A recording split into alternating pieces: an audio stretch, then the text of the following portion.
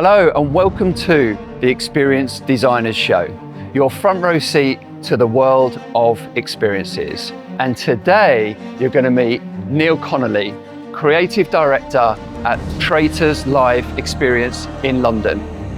And you're going to go behind the scenes of what it takes to create, design and build something as iconic as Traitors. So come on, let's go.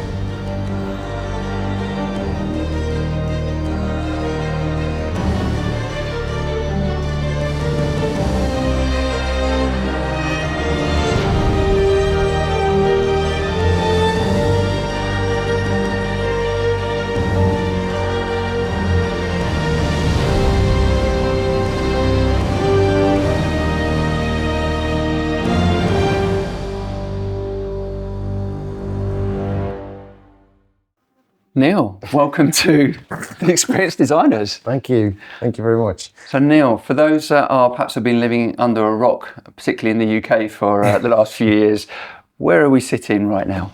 We are sitting in one of our lovely roundtable rooms in the Traitors Live Experience.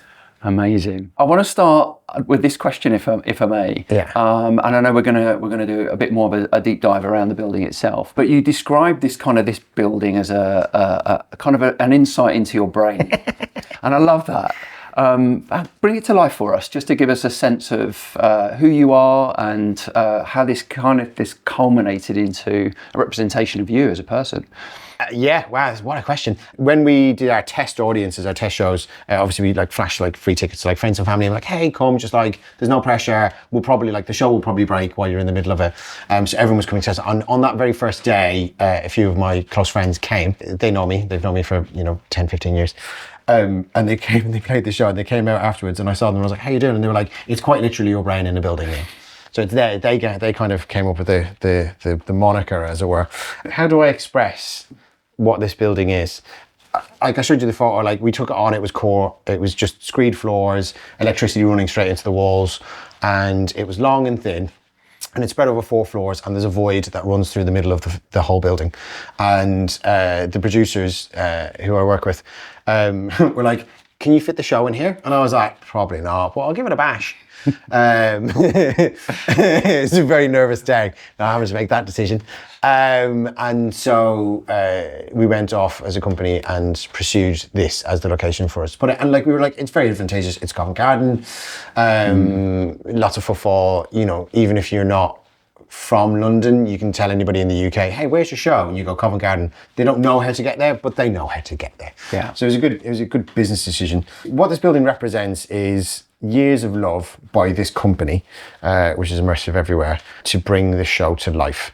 And it represents a lot of different facets for a lot of different people. For me, as an experienced designer, it pulls together my years of working in festivals, street theatre, improvisation, stand-up comedy, designing escape rooms, making weird theatre, making normal traditional theatre, and kind of pulling all of that together and breaking the fourth wall versus knowing what, doing some Brecht kind of work or whatever. Yeah. I'm a weird guy, but it kind of pulls all those strands together, and it is very much an accumulation of 25 years of doing lots of different things spread across the entire industry, or different industries, and pulling all those strands together to make one incredibly complicated but rather beautiful show. Yeah. And it comes to life absolutely sitting in one of these rooms. And while we are sitting here, it gives a sense of the room we're in today and how it's been thought about and crafted, particularly not as perhaps a replacement of the show, but as an extension of it. Yeah. And the challenges around that. Yeah, so we've not rebuilt Ardross Castle, which is where the TV show is filmed. Everything's inspired by, I suppose, but I also the design language that we used was the golden age of mystery. So looking at things like Agatha Christie novels, or Knives Out, the kind of, that whole kind of series of stuff, and using that as a reference. I also wanted to extend the lore. This is stuff that we don't say in the show and we never give out to the public really. But the way that we were thinking about it is the game Traitors is hundreds of years old, and it's got this kind of secret society kind of thing, and our logic was we were digging in Covent Garden, we found this building and we knocked through a wall, and in the basement of this building we found these rooms, and like, you know, everything had dusty cloths over it, and we pulled it all back and we found out there was this weird game called the Traitors. And like the hosts basically live and breathe within this world that we've built. And that's how we basically built it, through the design process and through the rehearsals, through opening and all that kind of stuff. So you never really see the hosts outside in the wider world because they live and breathe. So are they ghosts? Are they not ghosts? Who knows? Yeah. But they live and breathe the game of the Traitors. But the most important thing about the game of the Traitors is the game itself, and the machinations and the mechanics of that. Then it's the round table, because the round table is the representation of the game. And then the outer layer is the host, who's constantly circling that table. And they never really kind of leave this room. No. Yeah, it's super fun, but everything's inspired by, but like the other references you'll see when we go, like the corridors that we walk through, some of them are inspired by The Matrix. Some of it is inspired by The Shining, like that very, very long corridor. I see the that. check floors. Everyone's like, what do you want the floor to look like? And I'm like, here's some movie references. So we've kind of pulled that kind of stuff. But also Christian, who's our set designer, he's an incredibly smart boy, and we work together quite a lot, and we have a bit of a love language.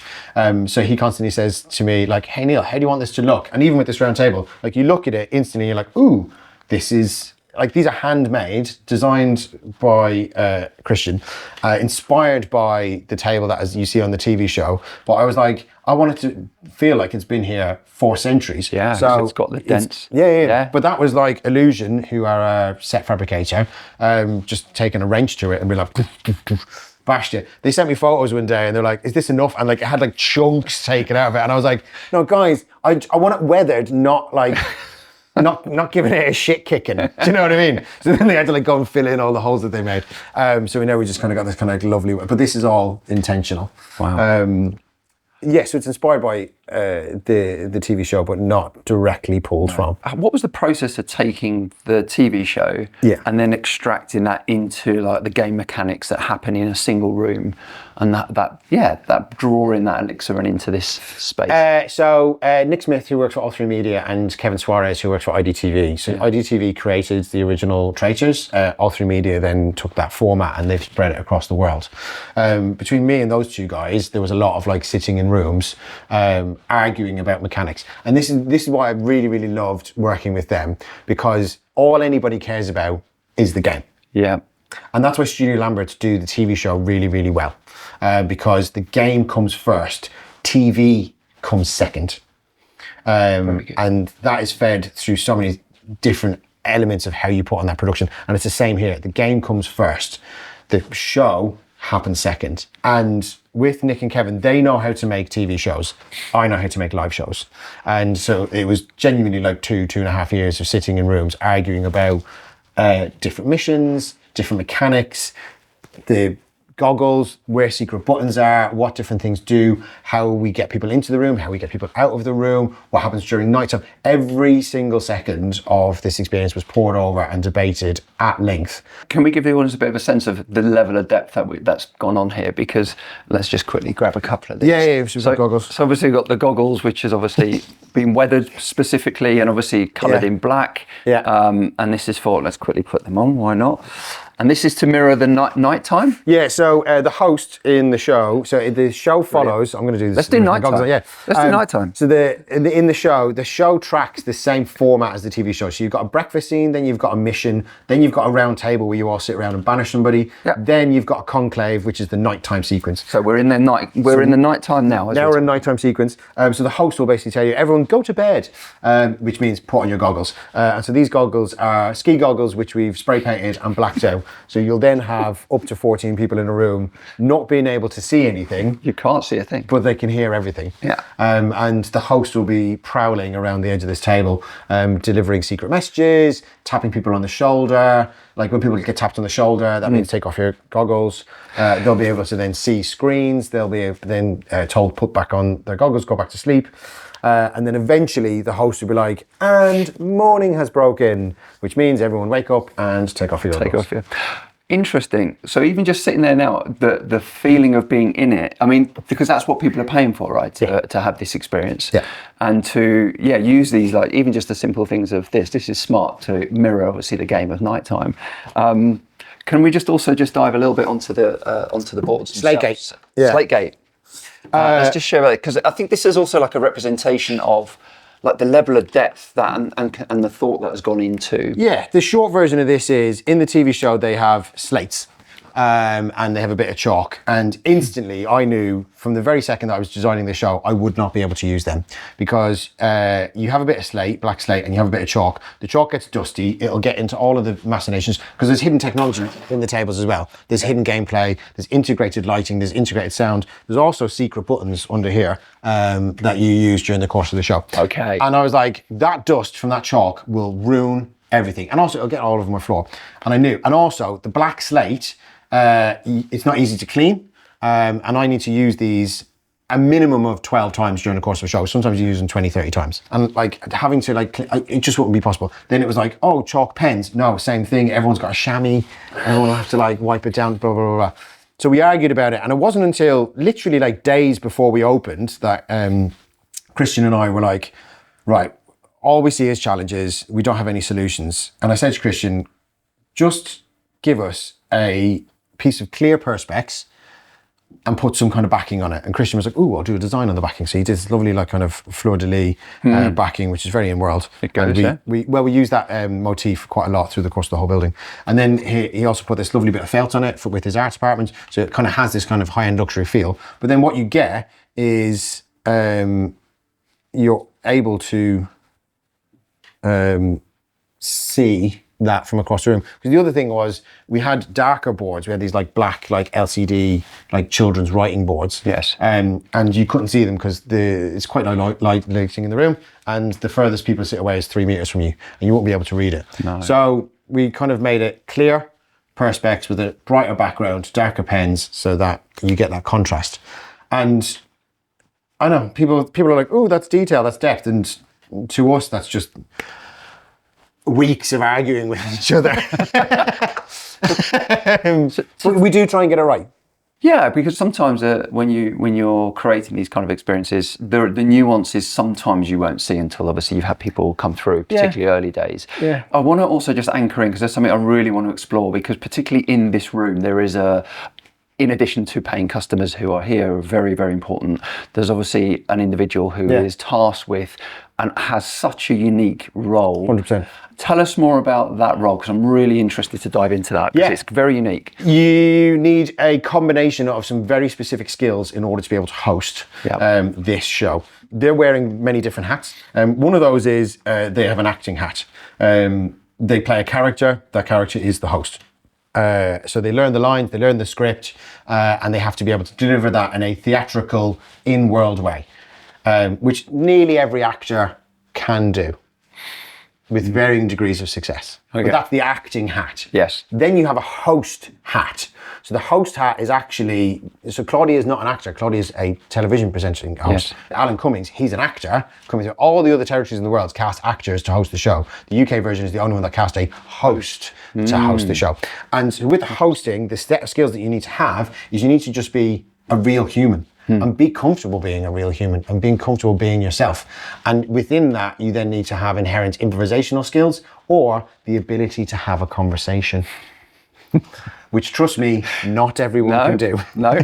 Especially actors. Some actors are just like, tell me what to say, tell me where to stand, tell me what to do. Yeah. Whereas other actors are on the total end of that spectrum of just like little chaos monkeys. Yeah. And they're just like, rah, and they just know how to exist and be in a room and be with people. Yeah. Because you are danger close with the public. Yeah. And you have to kind of get inside of them and also let them inside you a little bit. Yeah. So you've got your acting hat and then you've got your hosting hat. And they're two very, very different skills, but you have to, if you don't possess both of them, I will train you to do one or the other. Yeah. The third hat you're wearing is they are also live directing their own show. So they're holding a tablet on which is a bespoke app which we built, which runs the entire show. They are queuing all of their own lights, all of their own sound. They're also inputting key information with regards to missions, how much gold you're winning, how much gold you're losing, where people are sitting, what people are doing, who's been murdered, who's been poisoned, there's who has a shield, who won it, blah, blah, blah,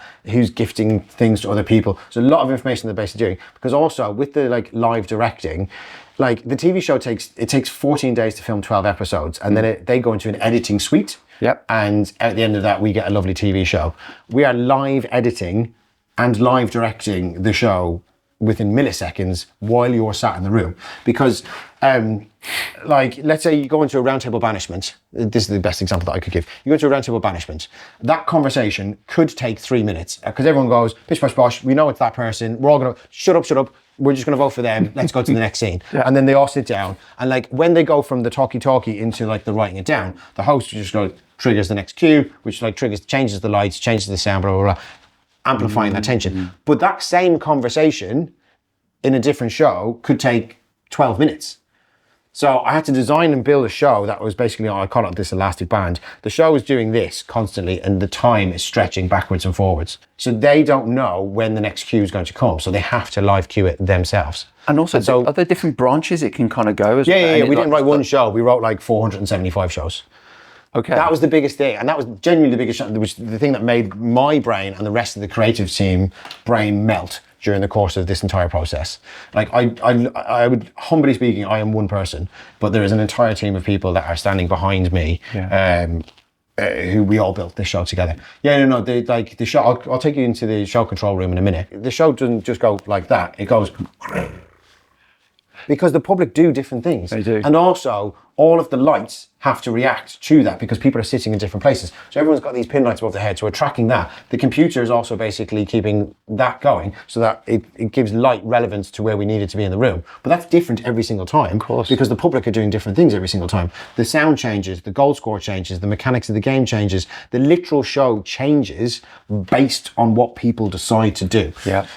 So it's super fun. So did you, before you launched, did you create 475 on a predictive thinking and then evolve it beyond that? Or did you have a number of variables that you thought about and then created it as you then had people coming through? You learned and iterated and added to it? No, invariably, because I go so far into it that invariably I know which direction people are going to go anyway. But it is a choose your own adventure novel. Yeah. Like at the end of the day, do you play choose your own adventure novels? I don't. Okay, Steve Jackson and Ian Livingstone, they've been doing them since like the 80s. They're incredible. I still play them. They're so much fun.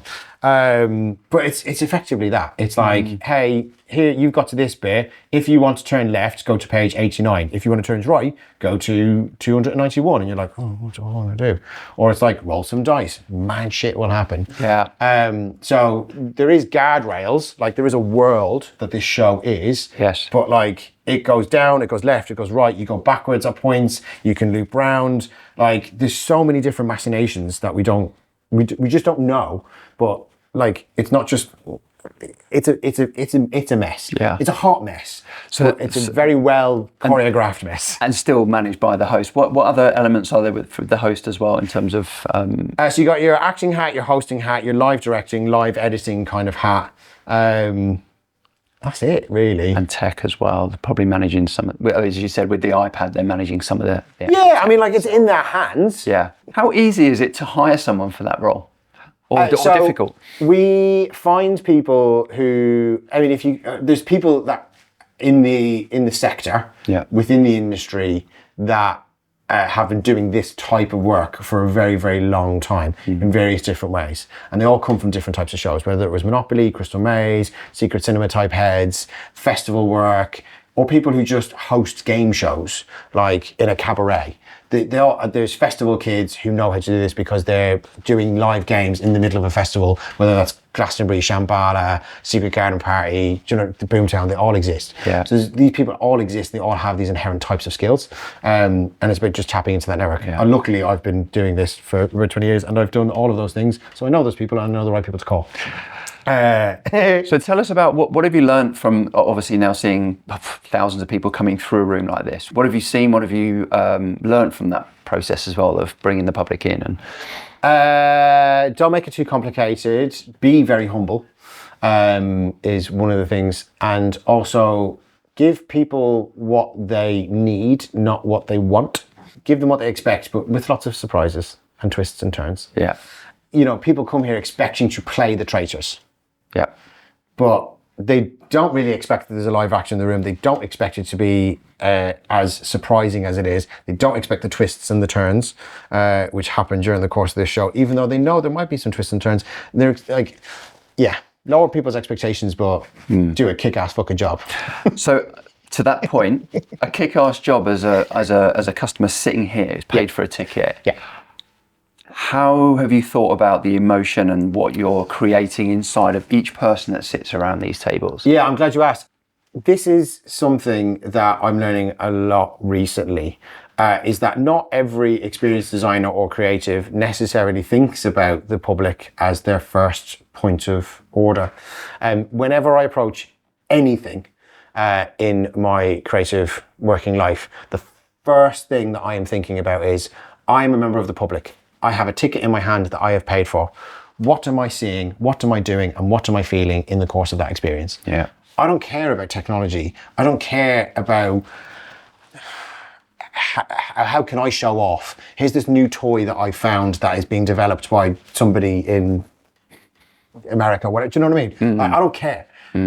What I care about is I care about the person sat here, and I think, what's the coolest possible thing that I could do for the money that I have paid? Yeah. And I put myself in their shoes, and that's how I start designing shows. And I find it bizarre that other creators don't think like that. Yeah. I find it so weird. People are like, oh, I've made this thing, and then they put on these goggles, and then I'm going to show them this thing. And I'm like, no one cares but you. Like, it's just absolute nonsense. And I just find it as useful as an ashtray on a bicycle. But like, when you sit down and you think about public first and what they can possibly do, everything should flow from that, because without narrative, you're just showcasing tech. Yeah. So I think about, I wanted to make a show where I wanted people to feel, because I've played other social deception games like this, and what I wanted people to feel was I wanted them to know what it was like to have their heart pounding in their chest when they were accused of being a liar, and whether they were a liar or not a liar, because that doesn't happen to everybody on a daily basis. No, not at all. And that makes you feel alive. And that's what I wanted to do with this experience. I wanted people to feel alive in a game about murder. Pre-prepared line, that one. I came up with it recently. I was like, that's a good line. Marketing, I love it. But I wanted people to feel alive, because not everybody gets to feel that alive in their daily lives. No. Not everybody takes those kind of risks. And also, it's a very safe place to be able to do that. Yep. It's a safe place to be a liar or accuse somebody of being a liar or have a hot talk argument with somebody and still actually be friends with them at the end of this whole kind of thing. Yeah, it's just it's a safe place to also like be very duplicitous and quite literally murder people and get away with it or not. And to be able to give people that experience and that wealth of that journey, and because that's what people talk about when people leave and they go upstairs to the bar, no one's talking to me about how clever the fucking missions are or the detail of the lighting. All they want to talk to me about is, this is what I felt in my chest, and this is what I was feeling when I was talking to you, and I was lying, and I was doing this thing, blah, blah, blah. And that, for me, is just brilliant, because you're watching grown adults descend into just having fun. And I'm not saying that everybody becomes a child, but you just see them become so animated, and they're just having so much fun. And it's a really magical time. And personally, I'm glad that us as a company, and everybody who kind of went into like creating this show gets to know that we bring that joy to the world. Fantastic. It's super fun. So let's go and check out some more of how you've brought this together. Yeah. Let's walk the walk of some of the. Let's do the behind the scenes. Let's do it. So where are we now? Yeah. We're in the lower basement of the building. Yeah. The building's spread across 4 floors. This is the kind of main experience floor. So along this corridor and behind this door, you've got the roundtable rooms. So there's 8 roundtable rooms in the building. Each roundtable seats 14 people, and we do 6 seatings a day. So the first one is at 10 o'clock in the morning. Then we do midday, 2, 4, 6, and 8 p.m. So that's 672 people a day. And we do 6 days a week. So we're closed on Mondays because we need to let the show breathe. We need to fix things if they've broken. And also just everybody needs a rest. So you're touching on like 3,800 people a week potentially. Yeah. And then times that up over a year, could be touching 150, 180,000 people. Yeah. That's quite incredible. Yeah. So where else? Where should we go? Where should we go and check out? We'll go have a wander down this way, and I'll show you the gallery, which we refer to it as. Which is our show control systems. One fun thing in terms of the design of all this, you'll notice that there's incredibly foreboding artwork through the entirety of the building. All of this artwork comes from two places. The Smithsonian in Washington, DC, and the Rijksmuseum in the Netherlands. Because you can, it's not, there's no fee for licensing it. It's all free. Okay. So we were like, get some really moody artwork, print that off, make it really, really nice. But again, it's all about that subliminal messaging. Like you come down here, you know, you got a devil, you got some angels, blah, blah, blah. And then like with the floor, it looks kind of a bit grotty, but I said to Christian, I was like, Christian, dirty down. And he was like, really? And I'm like, yeah, dirty everything down. He's like, why? And I went, it's much easier to maintain if it's intentionally dirty. So like Illusion, who are the separate property, like there was a whole day where we were just stood here looking at these panelings, like having different levels of how dirty do I want it. And then kind of putting it all around. So it's purposefully in like this.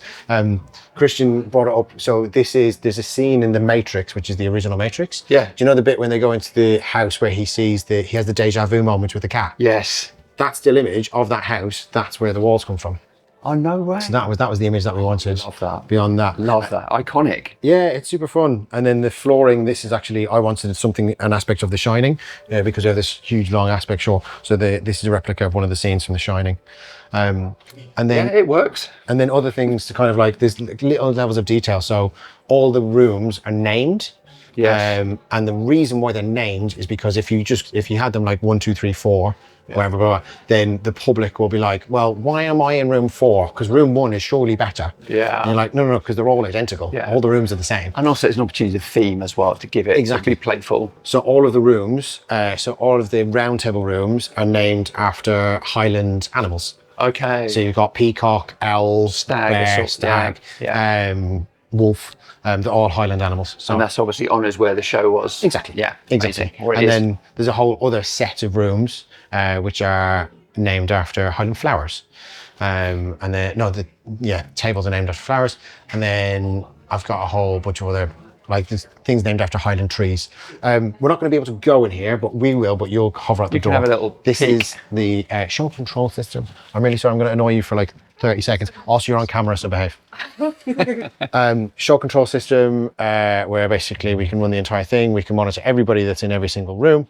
We can also monitor everybody which is in the rest of the building, which we haven't seen yet. I'm going to show you that. And then we've got all of our front of house and back of house as well as also showing every single one of the shows running. So yeah, with the tech layer, like, how did you kind of bring that to life? Do you use like proprietary or partner for that and then build on top, or how do you evolve? I'm really glad you asked.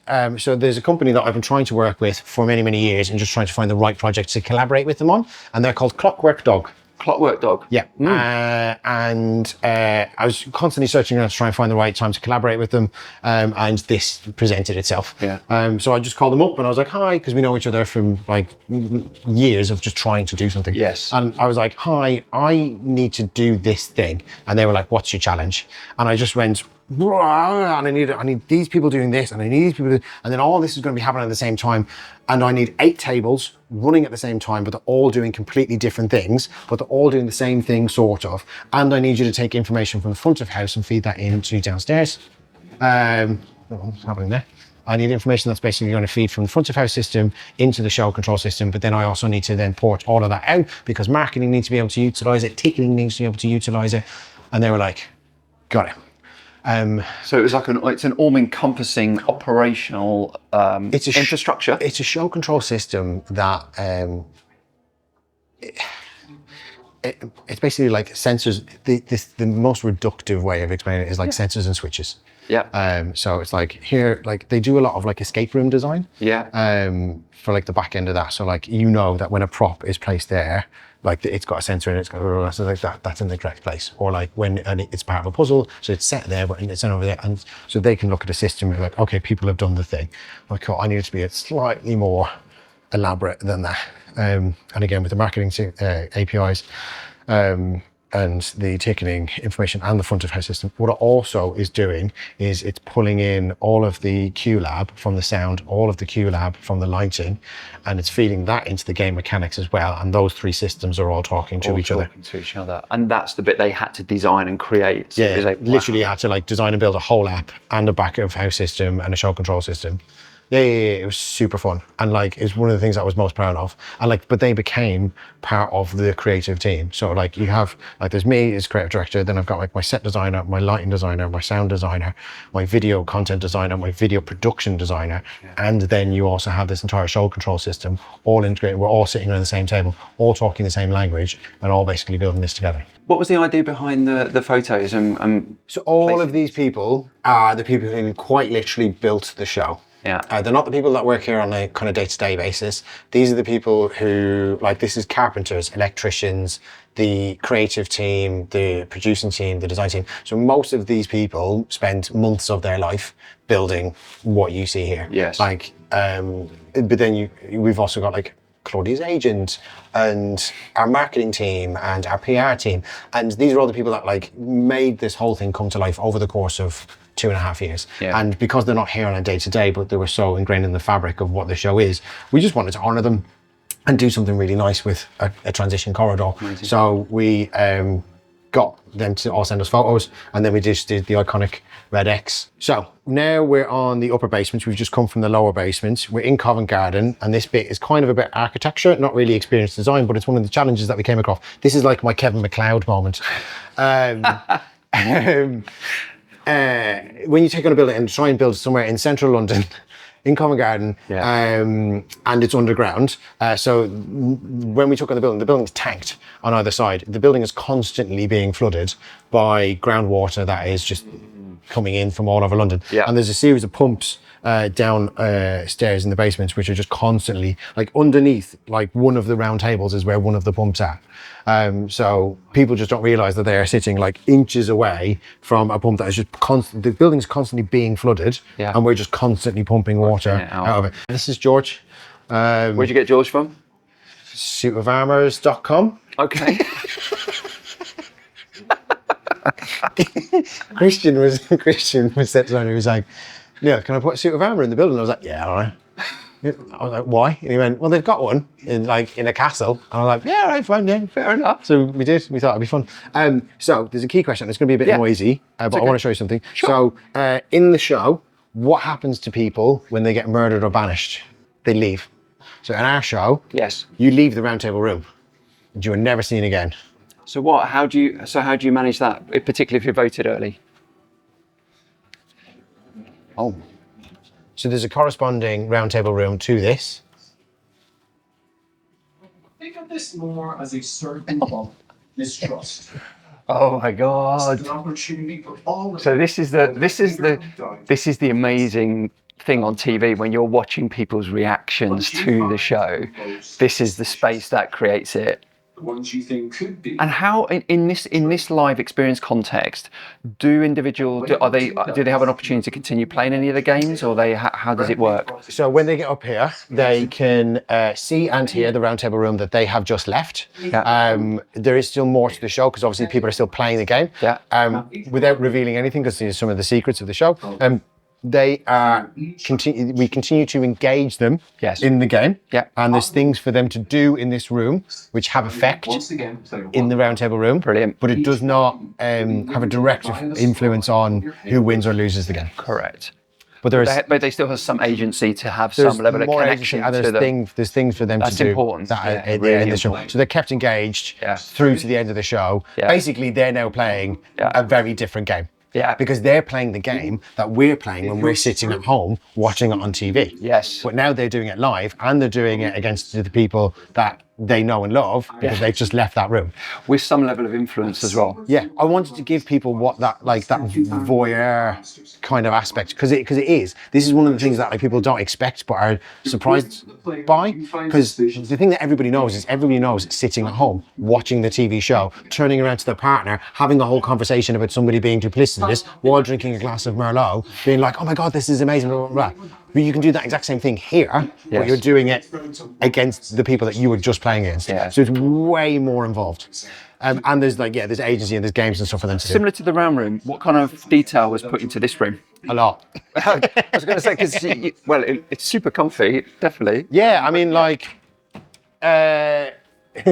so in terms of, you can probably, if you just listen for a second, can you hear the phone ringing? Yes. So every single one of those roundtable rooms also has a phone. Those phones work and do things. Okay. And they're connected to each other, the roundtable rooms, but they're also connected to secret messages that are being sent around the building through the course of the show. Yes. So it's that level of detail. So, Okay. so in terms of just the sheer, not the editorial, but the sheer design of the building. So like the networking to get that TV to have the information sent from the roundtable room, which is going through the show control area. And there's 8 roundtable rooms. There's 8 of these rooms. And also it's a live feed, which is being live mixed, live audio. So from an infrastructure point of view, where you've got the cable runs and all of this stuff that supports each of the rooms and the tech, what's the makeup of that? How many cameras have you got running at any one time? It's an approximation, but when I talked to the rest of the creative team, there's about 35 kilometers of cabling running through the entire building, which was all installed by themselves. Wow. There was like weeks, if not months, of them just like up and down ladders. There was so many arguments about people like cutting other people's wires off at different stages, because also that was also happening while we were doing an M&E and HVAC builds. So like I've got a lighting designer like up a ladder trying to like rig something, shouting at the sound designer because they've cut each other's cables. Turns out it wasn't them at all. It was just a bunch of like other labourers who were installing the smoke extract system. So they had all of this ducting running through the building, and they were basically just knocking holes in walls, like cutting off wires, and it was all of this was all happening at the same time. Yeah, you got like a 4-month window of all of these different experts coming in, putting in their different elements. I mean, you've got health and safety. But it was expertly managed by Corey Bennett, who runs Niche Productions. He was a production manager. Yeah. And like, I cannot even begin to express how vital he was to this entire production, and just coordinating all of them to do all of this all at the same time. But yeah, about 35 kilometers of cabling. There's 160 cameras across the entire site. But that's like show critical, because obviously there's things going into the roundtable rooms. But then there's also just operational stuff, so that we know we can see the front door, we can see security, we can see what's happening in the bar, the back of house areas, the bar store, all that kind of stuff. All going to that central hub that we visited. Operational hub. And again, it's like the lighting design. So Elliot Griggs is the lighting designer. Like he didn't just design the roundtable room, of which there's 8, and replicate that across 8 different rooms. I was like, Elliot, I want you to do the whole building. So like I didn't just have a separate team to be like, oh, can you do the front of house, blah, blah, and it not be that level of theatrical. So he's done that. And the same with David Gregory, who's the sound designer. He sound designed the entire building. So like the roundtable rooms have a very, very specific design. These corridors have a very specific design. The lounges, the Lounge of the Dead, they have a very specific sound design as well. And that's like live mixing as well, because when you've got people in the roundtable room and that's being fed into this room here, there's also the rest of the sound design is happening in the roundtable room, but we have to filter all of that out and pick up the voices, and then so make sure the voices that are pumped into there. But you can't really do that itself in the roundtable room, because they want to hear the actual soundscape. So it's just mad. Wow. Yeah, the level of complexity is. Wow. And you have to remember, and this is something that I am most proud of. Like there is 8 roundtable rooms in this building, all running at the same time, and they're all doing the same thing, but they're all doing completely different things because of that decision tree. And they run and they work. And also those 8 roundtable rooms are connected to 8 different lounges of the dead. Then there's also 4 bars in the building. One's there, the main bar's upstairs. There's an entire front of house operation. There's an onboarding, and we have multiple shows happening at the same time. So like we currently have 8 tables running. When these 8 tables load out, they go back up into the bar. When they're loading out, there's already the next show is in the bar ready to load in. So everything is just quite literally stacking on top of each other. The show takes about 10 minutes to reset, and then you just send the next one. How is it on scalability as well, when you've got maybe like a lower footfall versus full footfall? The show scales. And that's one of the biggest things that I was, when I was planning this. We'll walk this way. Yeah, sure. when I was planning this all out, like if we, like on a sold out Saturday, which we always are, you know, I have 8 actors, I've got an entire front of house team, the venue managements are here. Like, you know, it's a living, breathing thing. We've got probably about 60 odd staff. There's a bar team, front of house team, back of house team, tech, performance team, and just kind of general building operations management. So there's about 60 odd people, but if I've only sold, not I say I mean like it's the royal I, like we're a team. Yes. So if we've only sold like half the show, I only have to bring in half the people because it's not like a West End show. The difference is that if you're going to see Les Miserables on a Tuesday night and they've only sold half the house, you still need all of your back of house team. You still need your entire cast. You still need the entire building to basically turn up and put on that show to only half the house. Yeah. If I've only sold half the house, the Royal Eye, we only have to bring in half the people. Yep. Because if I only have enough people to put in 4 round tables, then I only need 4 actors. Tell me about this space. So this is the void. This is actually a false ceiling, which we built because directly underneath here are 3 of the round table rooms. Yaha, okay. Because, so the void, this hole, stretches through 4 floors. Yeah, so this staircase, so there's stairs at that end of the building, there's stairs at that end of the building. Neither of them are applicable to moving people around. No. So we were like, well, there's a big hole, why don't we just put a spiral staircase in the middle of it? So we designed and built and installed a spiral staircase. Crucially, this spiral staircase only stretches across 3 of the 4 floors. Yeah. Because the 4th floor is directly underneath us. So all of the strength and the energy of this is actually hidden between 2 walls. So there's a round table room here, and there's a round table room here, and then this pillar is directly in the middle of in that wall, and it's hidden. But there's a round table room literally right there, and there's another one right there. I just want to anchor back that this is a 4-month build project. Yeah. When the level of it, even just on an engineering perspective. I know. And so did you go grayer during that period? No, I've been this grey since I was like 16. Oh, me too. Okay, we can talk about that separately. So that scream, that was somebody just catching a traitor. Oh, hi. Okay, nice. It's the loudest bit of the whole show is when somebody reveals and then they're walking in that way. Amazing. Definitely a traitor. It's the loudest bit of the whole show when they catch one. So this is it's called the void of the dead. But this is like where the gold gets thrown, and we just wanted something to kind of decorate out. Those creepy baby dolls, they're from season 3 of the public one. There's a bit when they go into, so Studio Lambert, who makes the TV show, they were really nice to give us a bunch of props from the TV shows over the last few years, which we've then displayed across the course of the site. It's just like little Easter eggs for people to find and discover when they come in. That's nice. Yeah. All in the details. Yeah, but like the other thing that I knew when we were taking on this building was you have these huge aspect windows. So we'll wander up this way. Yeah. And again, all of this is not real. All of this was like open plan when we took it on. So all of this was, I mean, trying to build 3-meter high walls, incredibly difficult. But yeah, one of the biggest things was these windows. And so I said to Christian, I want in these windows chandeliers, and then hanging from the chandeliers, I want the Traitors cloaks. Yes. Because anybody who's walking by, like we don't have a lot of branding out the front of the building. No. Because you don't need it, because you've got these huge windows. So when people, it's a huge shop front. When people walk past, they're like, why is there a creepy cloak? And then they go, oh, it's the Traitors. And then they lean in, they see this bar, they look down, they see this void. They're like, that looks really creepy. And you're like, yeah, welcome to our world. Yes. So built a bar. There's 112 people downstairs playing the show right now. Yeah. They're all in the experience floors. But in about 25 minutes, the doors will open, and another 112 people will come in, and they'll check in at box office and cloakroom, and then they'll all basically see here, and then we'll start the onboarding process. What about post show? I mean, do they come back to this? It's a separate, different space. Nice. So so you're not cross-pollinating. So everyone that's currently downstairs will head up to the mezzanine, and they'll be hosted there. They can have their post-show drinks, snacks, nibbles, all that kind of stuff, blah, blah, blah. While everyone on this floor then goes, literally undercuts them, and then they go down to the experience. And as you mentioned earlier, that's kind of the wonderful moment of people like talking and sharing their experience. That's the smiles on the face and that kind of energy. Yeah, it's good. Yeah. This painting, I love this painting. This is from season 3. It's very iconic.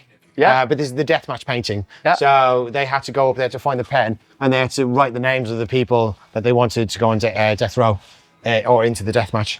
And then, so we got that. Just a nice little Easter egg. Deathmatch cards. Other elements of experience design. Make a photo opportunity. Of course. So this is a loving recreation. Have a seat. Thank you. Yes, Lily can get a photo. Do you want to stand here? So make a photo opportunity. But we've not monetized this photo opportunity. This is just for anybody. Anybody can come in. And they do. They come in, they've played. Whether they win or lose, they come, they sit here. Yeah. And do you know what they do with that photo? Post it online. And what does that mean? The experience is the marketing.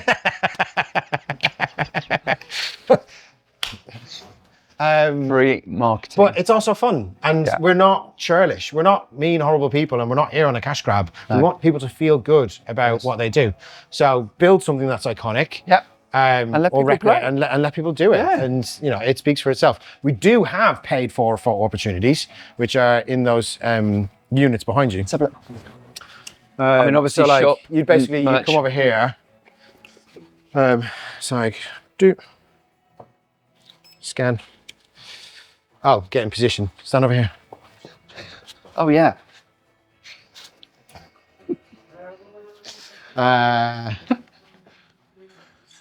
Accept it.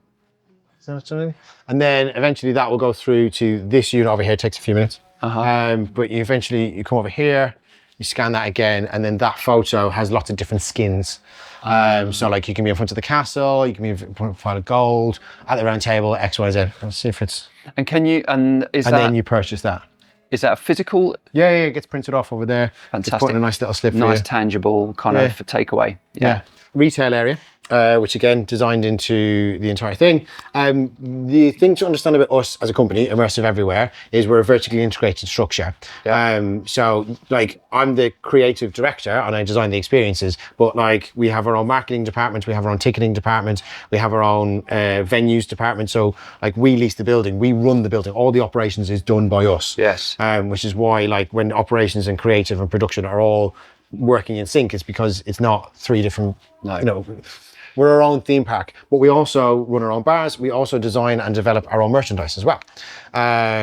So we have our own retail lines. So some of this is licensed product, which we've taken in from other people and we sell on their behalf. And then the rest of it is designed by Immersive Everywhere and then retail by us. So that's really unique, right? Yeah, because normally either you have partners or da-da-da. So well, we do have a partner in EML, which is Event Merchandise.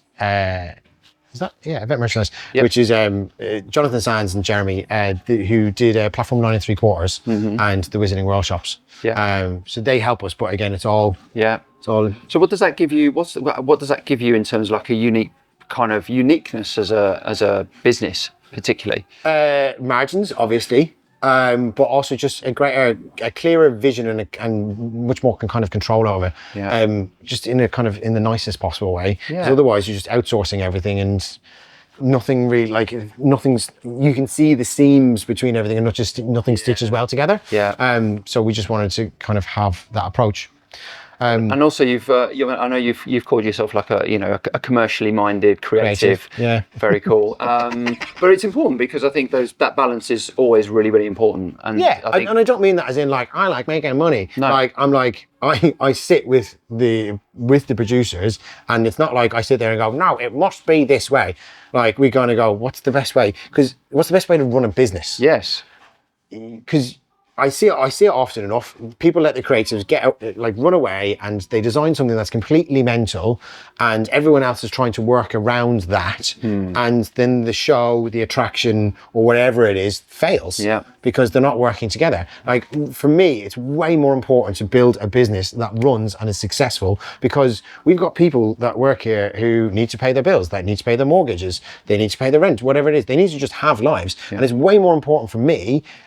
Knowing that us as a company have created 60 to 100 jobs and we're supporting those jobs and those people's lives as they make their way through this merry world, Like that's what's important. Yeah. That's why we do this. Yeah. You know, I'm just like everybody else. I go home, I have a wife and a stepdaughter, and I need a mortgage to pay. So like, let's do that. Yeah. That's really nice. So yeah. And also, like from a team perspective, like everyone's together, regardless of what they're doing. It's Exactly. not, it's not Exactly. siloed. There aren't any silos. 'Cause of Exactly. it. Yeah. Love it. One of the things that I do want to show you in terms of like experience design. So there are winners and losers in the show.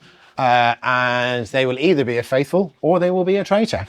There's no names on it because it's daily. So the first show is in. So the first show is going to come out in about 40 minutes, and then the first set of names will appear on this. Yeah. And the reason why these are here and not anywhere else is because when you finish the show and you have won, whether you're a faithful or a traitor, you're told you won and this is the amount of gold that you scored. So that's your score. But if you want to go and see it and you want to see your name on the board, go up here, which is also placed within the retail area, so that I can drive footfall. So people come up and go, oh, there's my name. Oh my God, it's amazing. Oh, I might buy these crackers for Christmas. Thank you very much.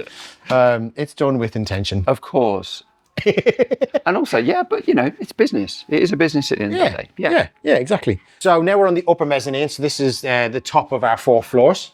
And this might look sparse. It is getting more furniture, but also it's really important to know where I was coming from when I was designing the building. I knew that there was a show going to happen. I knew that there was going to be a public bar, but it was also really important for me to have somewhere that we could host larger groups, specifically corporates. Yeah. And so that is what the mezzanine effectively became for me. So I needed a space that was flexible so that people could bring in event furniture, whether they want to sit up in theatre style and do a presentation on the screen down there. But I needed a space that was much more flexible. But at the same time, let me show you this. You can have 2 corporates in here because all I need to do is draw the curtains across, and then I can have 50 odd people on this side, centralized bottle bar, 50 other people over on the other side, and then I can host 2 corporates on the same floor. Yeah. Just by installing some curtains. Yeah. So yes, we kept this as a very, very flexible space. But you also, if you have a VIP booking, so if you book out an entire table for 14 people and you only want to play with your friends, then post-show, you get your own little booth.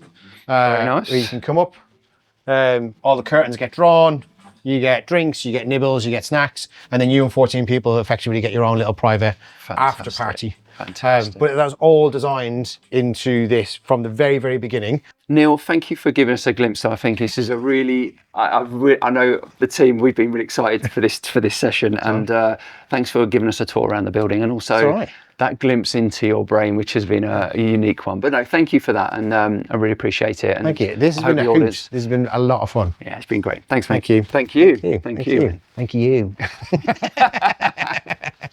We hope you enjoyed this behind the scenes of Traitors Live Experience here in London. And today we met Neil Connolly, an absolute character and a driving force behind taking this amazing show that we've all come to love and translating it into an immersive experience for the public to enjoy and immerse themselves in. And what an amazing opportunity we've had to really get under the skin and really kind of learn, like, what does it actually take to build something as detailed, as scalable, and as impactful as the live immersive experience here. And a couple of reflections we just want to share with you today. I think the first one is the amount of execution in 4 months to take what was effectively, literally a hole in the ground and turning it into a 4-storey immersive experience. And the second one was taking a game that we've all come to love and turning it into a 2-hour experience that kind of keeps the essence, not necessarily as a replacement of the show, but absolutely as an extension of it. And then I think the third and the most vital one that I think we really picked up on this was the real drive and passion that the audience, the individual sitting in that seat at that round table with a bunch of strangers, is to that level of detail of the game itself, to give agency to you as the audience, to have that feeling of that heart race as you kind of have to go put those goggles on for the nighttime element, or you're voting somebody off and accusing them of being a traitor. And having that kind of emotional reaction really is at the heart of all of these amazing skill sets, all of these different elements that have come together to deliver what we think is one of the most best-in-class live experiences available for us all today. So as always, thanks so much for watching this, and remember, trust no one. Thank you. So if you enjoyed this episode, join in on the conversation, like and share. It goes a long way for us to creating more front row seats to the world of experiences. Thank you.